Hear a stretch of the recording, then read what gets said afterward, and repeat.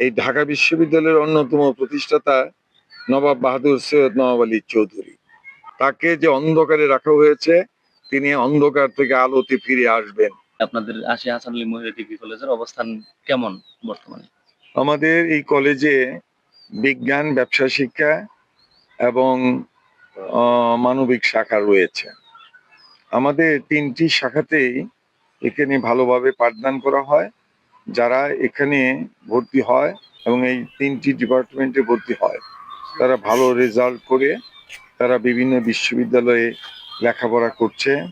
আমরা আশা করছি যে আগামীতে প্রত্যেকটি ডিপার্টমেন্ট থেকে এখানে ভালো ফলাফল করবে এবং তারা সর্বোচ্চ বিদ্যাপীঠগুলোতে গিয়ে আরো ভালোভাবে লেখাপড়া করে ভালো ফলাফল দেবে। ভালো কিছু করা যায় না পরিবেশ উন্নয়নে এবং বর্তমান সরকারের বৃক্ষরোপণ কর্মসূচি, এই দুটোকে সামনে রেখে আমরা এখানে পরিবেশ উন্নয়নের প্রচেষ্টা চালিয়েছে।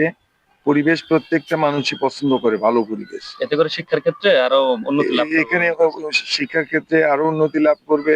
এমন একটা সময় ছিল যখন আমাদের ঘর দরজা ছিল না, আমরা গাছের ছায়াতে আমরা চট বিছিয়েও লেখাপড়া করার ব্যবস্থা করেছি। এখন তো পর্যাপ্ত ইনশাল্লাহ ঘর দরজা হয়েছে, মানুষ কলেজের প্রতি আকৃষ্ট হয়। গভর্নিং বডির কলেজটির প্রতিষ্ঠা লগ্ন থেকে আপনারা জানেন যে প্রায় 32 বছর আমি কলেজে ঢাকা বিশ্ববিদ্যালয়ে ছিলাম। এই ঢাকা বিশ্ববিদ্যালয়ের আমি কলেজের প্রতিষ্ঠাতা নবাব বাহাদুর সৈয়দ নওয়াব আলী চৌধুরী। ঢাকা বিশ্ববিদ্যালয় প্রতিষ্ঠায় তার ব্যাপক অবদান রয়েছে। তার ব্যাপক অবদান থাকার পরও তিনি ছিলেন প্রচার বিমুখ। তাই এই কলেজের আসিয়া হাসান মহিলা কলেজের পক্ষ থেকে আমরা এখানে একটি গবেষণা কেন্দ্র স্থাপন করেছি। আমাদের ভবিষ্যৎ পরিকল্পনা এই কলেজটির উন্নয়ন করা, এই কলেজটিকে সরকারিকরণ করা। আমাদের বাংলাদেশের মাননীয় প্রধানমন্ত্রী তারেক রহমান, তার কাছে মাননীয় মন্ত্রী আলহাজ ফকির মাহবুব আনাম স্বপন সাহেবের পক্ষ থেকে মাধ্যমে আমরা দাবি জানাবো এই কলেজটিকে যেন সরকারি কলেজ হিসেবে ঘোষণা করা হয়। আমাদের আরেকটি চিন্তা ভাবনা, নওয়াব আলী চৌধুরী গবেষণা ইনস্টিটিউটের 17 এপ্রিল 2026 সাল ছিল নওয়াব আলী চৌধুরীর 97তম মৃত্যুবার্ষিকী।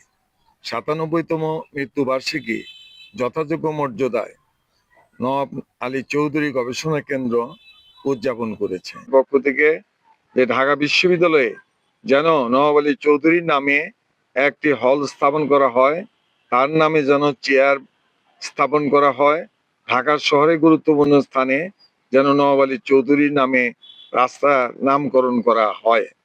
আমরা ঢাকা বিশ্ববিদ্যালয়ের সিনেট ভবন, নওয়াব আলী চৌধুরী সিনেট ভবনে নওয়াব আলী চৌধুরীর জন্ম ও কর্ম শীর্ষক আমরা একটি সেমিনার আয়োজন করব।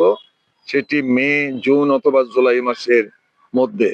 আমাদের মাননীয় মন্ত্রী ফকির মাহবুব আনাম স্বপন ফকির সাহেব এরকম একটি অনুষ্ঠান করার জন্য অত্যন্ত আগ্রহী। তিনি যে সমস্ত অতিথিদের আমন্ত্রণ জানিয়ে অনুষ্ঠানটি করলে ভালো হয় তাদের তালিকা আমাদের কাছে দিবেন, তিনি নিজেও দাওয়াত করবেন। আমরাও ওইসব মনীষীদের দাওয়াত করে ঢাকা বিশ্ববিদ্যালয়ে নওয়াব আলী চৌধুরীর উপর অনুষ্ঠান করব। সেই অনুষ্ঠানে ধনবাড়ি নওয়াব পরিবার কর্তৃক প্রতিষ্ঠিত যতগুলো শিক্ষা প্রতিষ্ঠান আছে, এই প্রতিষ্ঠান সমূহের শিক্ষক শিক্ষিকা মন্ডলী, ছাত্রছাত্রী বৃন্দ এবং ঢাকা বিশ্ববিদ্যালয়ের ছাত্রদের একত্রিত করে আলোচনা অনুষ্ঠানটি করতে চাই। তাহলে নওয়াব আলী চৌধুরী সম্পর্কে সারা দেশের মানুষ জানবে। নওয়াব আলী চৌধুরী সম্পর্কে মানুষের জানার আগ্রহ রয়েছে। এই ধরনের সেমিনার যদি প্রতি বছর করা হয়, নওয়াব আলী চৌধুরী, তাকে যে অন্ধকারে রাখা হয়েছে, তিনি অন্ধকার থেকে আলোতে ফিরে আসবেন। এরকম মনীষীদের আমাদের মর্যাদা দেওয়া উচিত। ধন্যবাদ। আমি মোহাম্মদ আব্দুল বারি, আসিয়া হাসান মহিলা ডিগ্রি কলেজের বর্তমান ভারপ্রাপ্ত অধ্যক্ষ। আমি 2024 16 আগস্ট দায়িত্ব নিয়েছি। এই দায়িত্ব নেওয়ার পরে থেকে আমি ধনবাড়ি আসিয়া হাসান মহিলা কলেজের এই কলেজটির লেখাপড়ার মান, পরিবেশগত দিক আমি চেষ্টা করছি। এইখানে অনেক ফুল ফল এবং বনজ গাছ আছে যা এখানে সৌন্দর্য বর্ধন করে, এবং এটা আমাদের মেয়েদের জন্য খুবই ভালো।